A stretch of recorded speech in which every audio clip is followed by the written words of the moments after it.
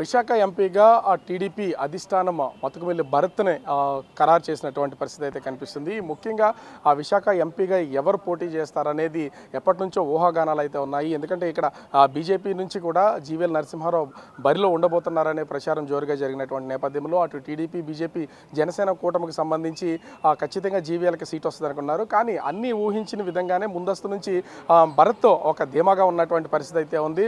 భరత్కి TDP అధిష్టానం seat కేటాయించినటువంటి నేపథ్యంలో ఆ టీడీపీకి సంబంధించినటువంటి మొత్తం కేడర్ అంతా కూడా సంబరాలు చేసుకుంటున్నటువంటి పరిస్థితి అయితే ఉంది. అసలు ఎందుకు భరత్ని టీడీపీ అధిష్టానము అభ్యర్థిగా నిలబెట్టింది అనడానికి మాత్రము ఇక్కడ కొన్ని ఈక్వేషన్స్ అయితే ఉన్నాయి. ముఖ్యంగా చూస్తే గత ఎన్నికల్లో కూడా విశాఖ ఎంపీగా భరత్ అయితే బరిలో ఉన్నటువంటి పరిస్థితి అయితే ఉంది. అప్పుడు దాదాపుగా భరత్కి 4,82,000 ఓట్ల వరకు వచ్చాయి. అదేవిధంగా గెలిచినటువంటి ఎంవీవీ సత్యనారాయణకి 4,86,000 ఓట్లు అయితే వచ్చాయి.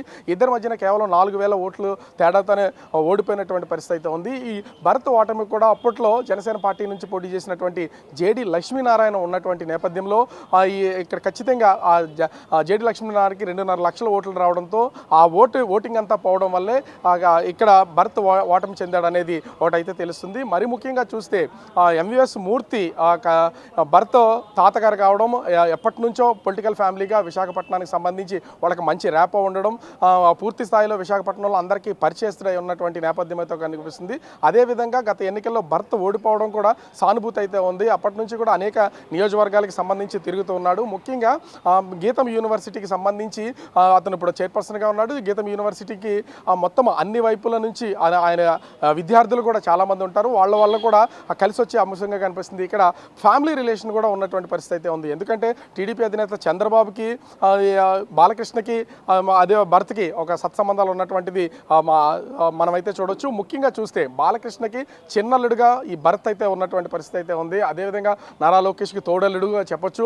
ముఖ్యంగా చూస్తే ఇంత ఫ్యామిలీ రిలేషన్ ఉన్నటువంటి నేపథ్యంలో వేరే ఎవరికైనా సరే ఈ సీట్ ఇవ్వడం వల్ల ఖచ్చితంగా సీట్ కోల్పోతారనే అంచనాలు ఉన్నాయి. మరి ముఖ్యంగా చూస్తే బీజేపీకి కనుక విశాఖ ఎంపీ సీట్ని కనుక ఖరారు చేస్తే ఖచ్చితంగా ఇక్కడ స్టీల్ ప్లాంట్ ఇష్యూ ఉంది. అదేవిధంగా ప్రత్యేక హోదాకి సంబంధించి వెనకబడిన జిల్లాల డెవలప్మెంట్ విషయంలో కూడా ఎలాంటి న్యాయం చేయలేదు అనేది ఖచ్చితంగా బీజేపీ మీద పడే అవకాశం ఉంటుంది.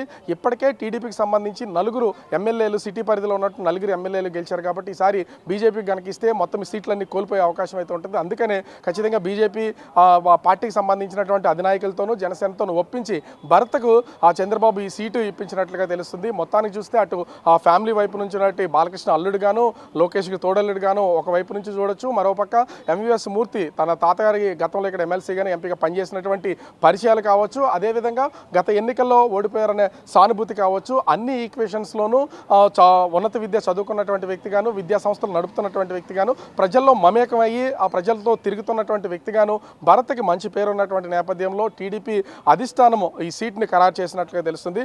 ఇప్పటికే ఆ సీట్ అనౌన్స్ చేసినటువంటి నేపథ్యంలో భరత్కి సంబంధించినటువంటి కేడరు, టీడీపీ కేడర్ అంతా కూడా ఆనందోత్సాహాల్లో ఉన్నారు. మరి ఈ ఎన్నికలు భరత్ భౌతాన్ని ఏ విధంగా తేల్చబోతున్నాయి అనేది వేచి చూడాల్సినటువంటి పరిస్థితి అయితే ఉంది. కెమెరామెన్ అరుణ్తో రాజు, బిగ్ టీవీ, విశాఖపట్నం.